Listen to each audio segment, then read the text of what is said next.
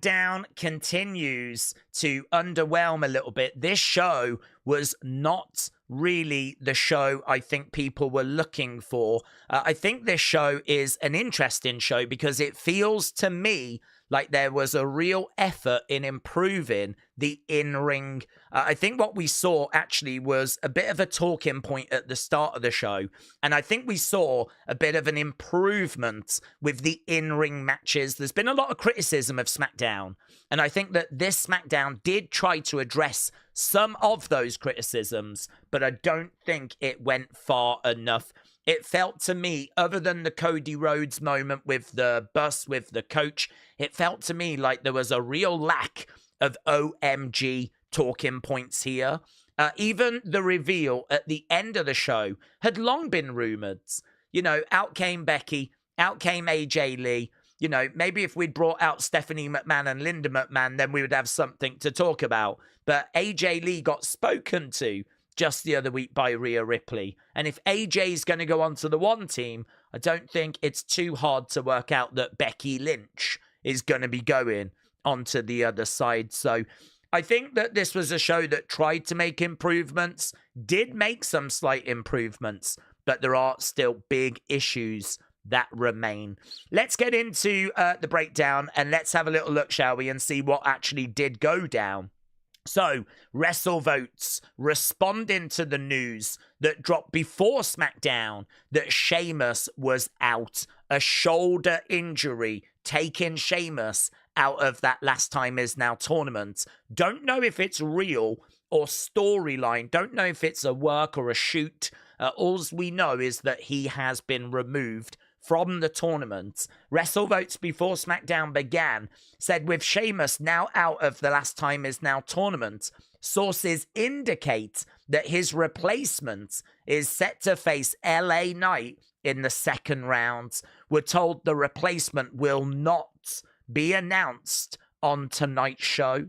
Now, that does make me think there is a chance that that replacement is going to be someone quite exciting.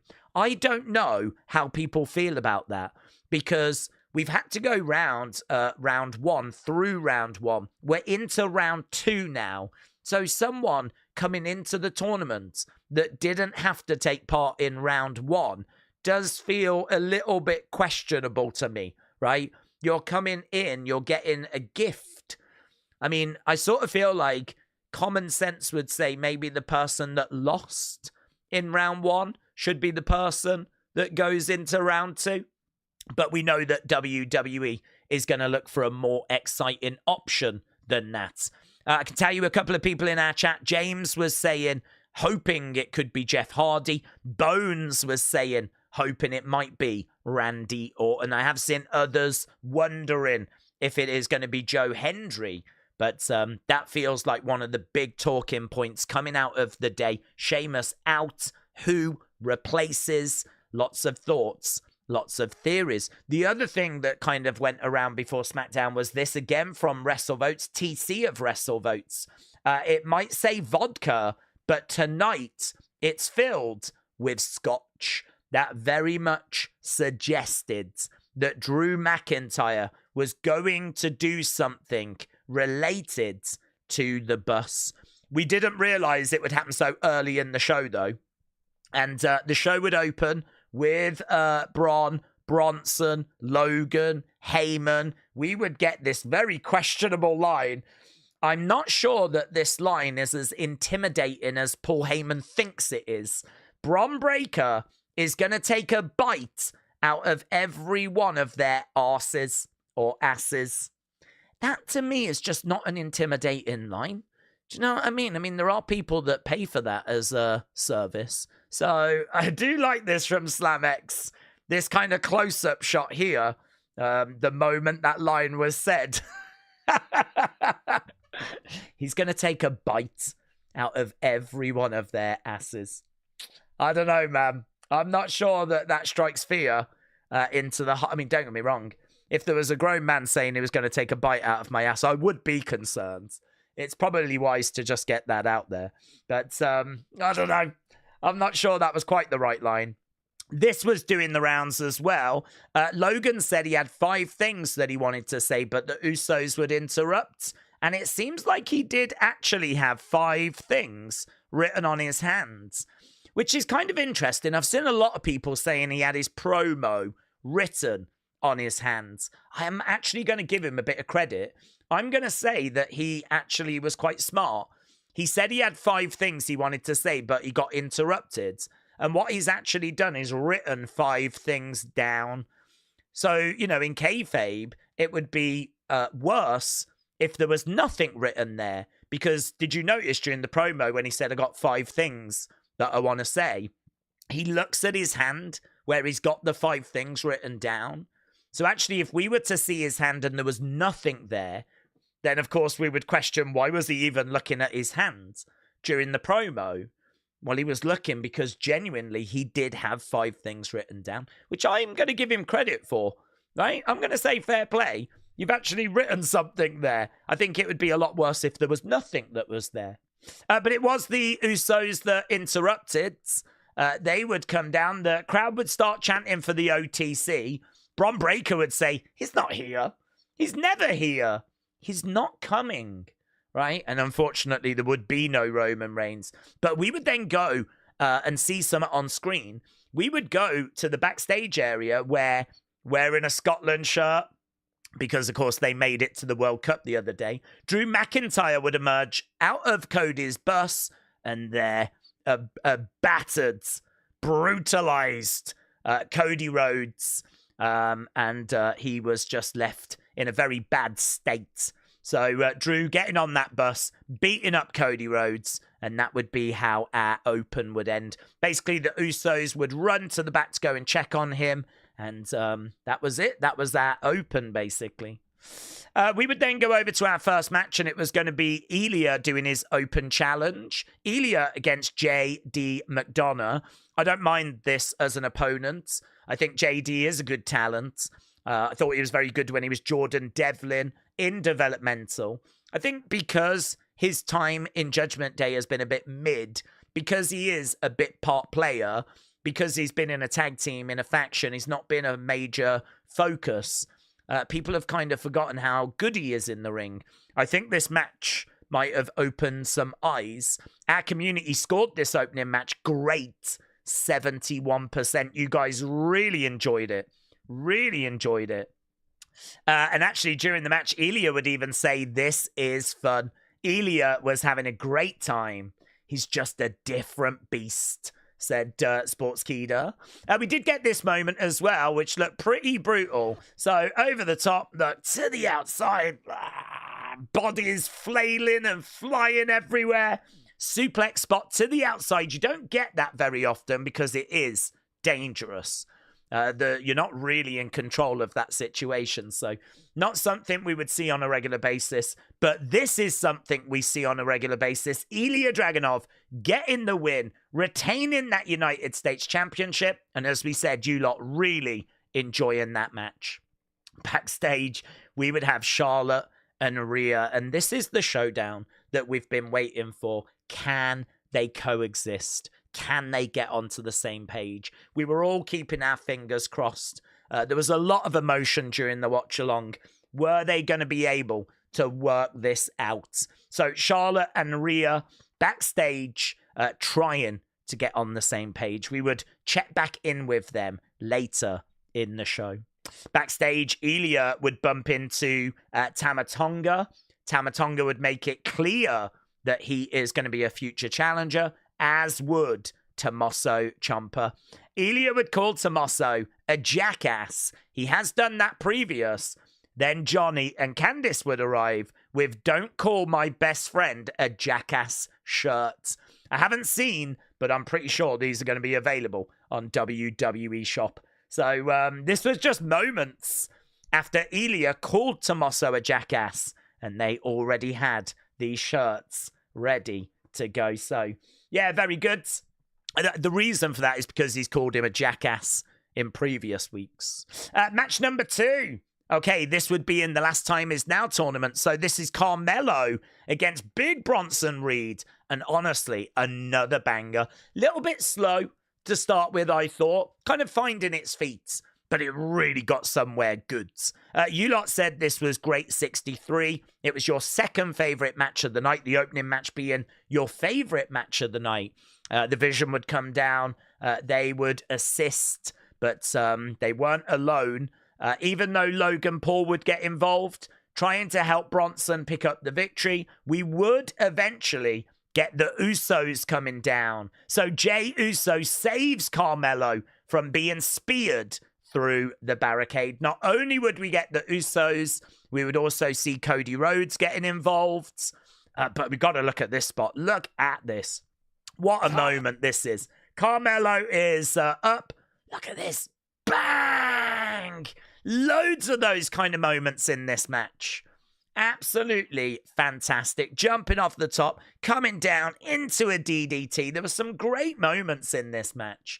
But as we said, Cody Rhodes would get involved on the outside, hitting a crossroads to Big Bronson Reeds. And as a result, he would get counted out. It's kind of funny how quickly the count was in this one.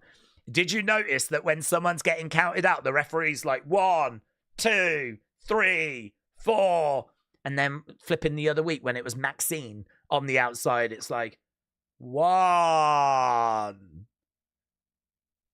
2. By the time ref Jess gets to 2, this ref has got to 10. So Bronson Reed counted out. Reed's time is up. Melo's time is now. I do like Slamex. Very, very good. Obviously, a lot of outside interference. It all plays into the War Games Survivor Series story. But look at this. Do you believe in miracles? So the match is made. The Ring General is going to be taking on Carmelo in the next round. What a match. That is going to be so much fun. We weren't done there, though. Cody Rhodes cut in a real fire promo. Historically speaking, a Steiner is never better than a Rhodes. I mean, I know he's building up to a feud against Bron here, and I know that we're heading into Survivor Series War Games, but not a line I was expecting from Cody. This was obviously a fired up Cody. This is a Cody that had got murked on his own bus earlier. So there was a little bit of fire here. He kind of has a go at all of the heels and then turns his sights on Heyman, Mr. Heyman. If I've learned anything from that WrestleMania photo, you've represented every one of those guys on screen. You know what I've discovered in our relationship. You build them, I'll beat them. So really good, really focused, fiery promo out of Cody Rhodes. Really enjoyed it. We did get words that Chelsea has delayed her title celebration, and I'm not sure why. I don't know if things overran. We was quite a good distance into the show at this point. Chelsea Green said that she doesn't feel right about doing the US Championship celebration, so she wanted to reschedule it. I saw no sign of Nikki in the backgrounds. I didn't see any Wyatt Six in the background. I didn't see anyone talking about them being in the background. So I may have missed them, but I don't think I did. She does have a little run-in with Jade. We saw very little of Jade this week. But she was just saying she wasn't really feeling it. The vibe wasn't vibing. Apparently the moon wasn't mooning. So this wasn't the week to be doing the title celebration. I did just wonder if they'd maybe run out of time. Then we got a fiery Sami Zayn little promo. We're building towards a traditional Survivor Series match for next week. He would really big up all of these participants, referring to them as the International Coalition. And look at this graphic. Old school graphic. Look at the old Survivor Series logo. Doesn't it warm the heart? Traditional Survivor Series elimination match. Don't like the fact it says Team Sammy, Team MFT. I think they probably should have better names. Back in the day, we used to have Visionaries and the Warriors and the Hulkamaniacs and all of those kind of names. So maybe that should have been International Coalition or something. MFTs is probably the name we should go with, to be honest. But there we go. Old school graphic. Really, really fun. That's not going down at Survivor Series. It's going down next week on SmackDown, the go-home show for Survivor Series. Okay, match number 3. DIY made their entrance. Slightly different music. Started with Tommaso's theme and then went into Rebel Heart. Love Rebel Heart. But no, wasn't a fan of this. Wasn't a fan of like the start being Tommaso's going into Rebel Heart. Just seems like we've butchered and put 2 themes together.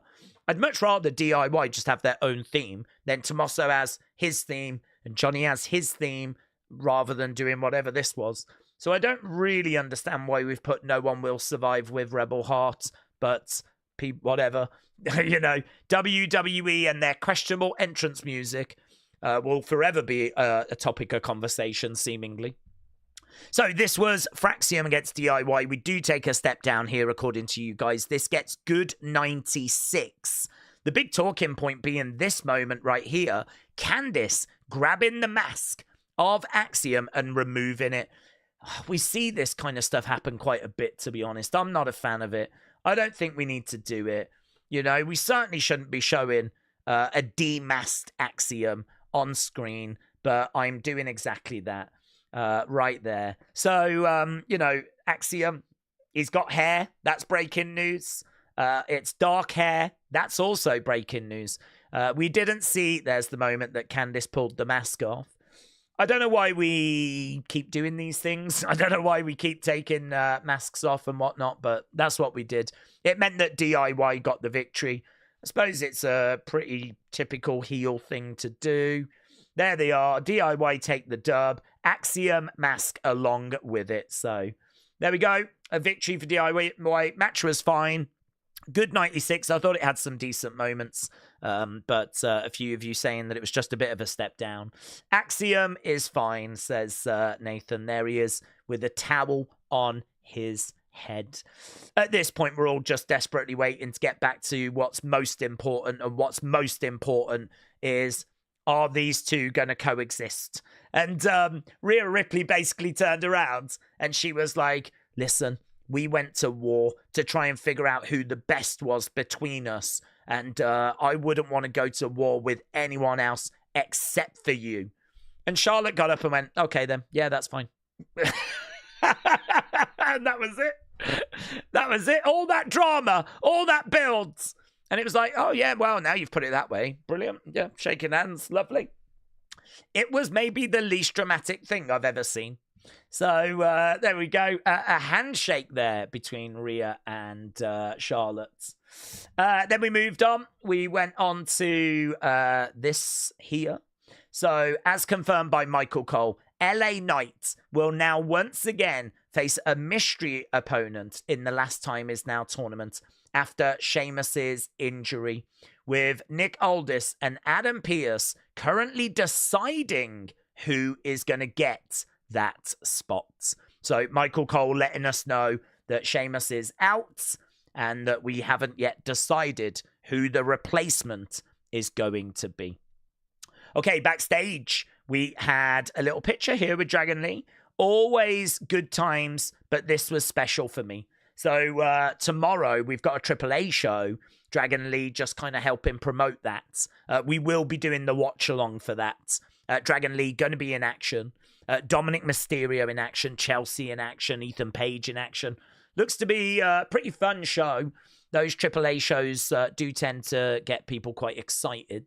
So Dragon Lee putting this out and then tweeting out about that AAA show afterwards.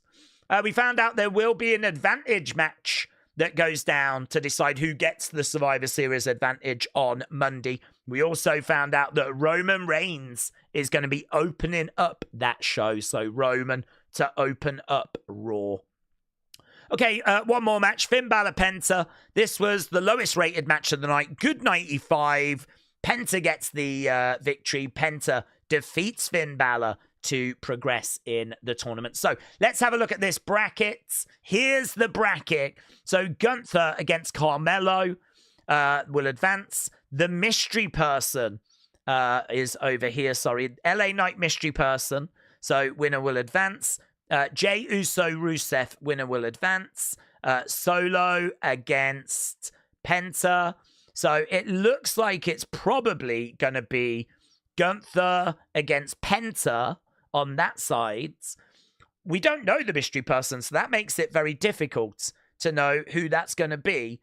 As we said, some people wondering, will it be Jeff Hardy? Will it be Joe Hendry?